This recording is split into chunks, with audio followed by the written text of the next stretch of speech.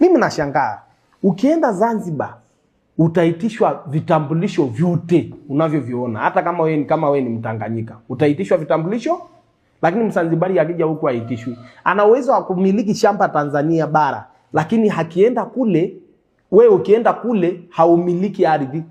Kama wewe ni Mtanganyika haumiliki nini? Ardhi. Na sio mimi nasema, ni sheria waliojiwekea wao. Kwenye uchaguzi wa Zanzibar, anayechaguliwa ni lazima awe ni Mtanzania, lakini awe ni Mzanzibari. Yaani awe ni watu wangapi? Mtanganyika na Mzanzibari. Sio kama unanielewa. Kwa hiyo sisi kwenye lile bunge unaloliona hili la Samia, kuna wabunge kutoka Zanzibar.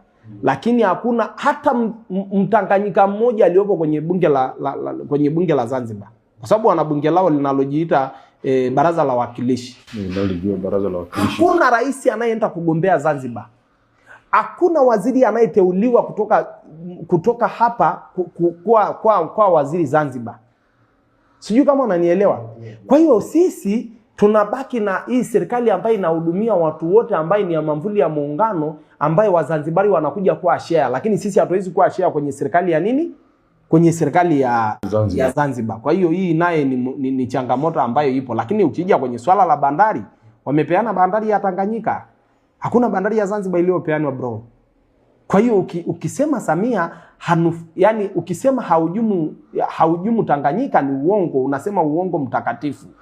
Kwa sababu kama DP World wana uwezo wa kuendesha teknolojia kubwa ya kuleta mafaida ya mabilioni, kwa nini Zanzibar wataki kuwa na mabilioni ya fedha?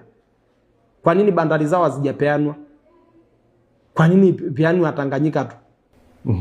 Kwa hiyo katika mazingira hayo mimi niseme tu kwenye swala la muungano completely, hiyo ndio changamoto kubwa tulionayo, na kwa kweli kwenye swala la katiba mpya lazima swala la muungano liangaliwe kwa kipaumbele kikubwa sana.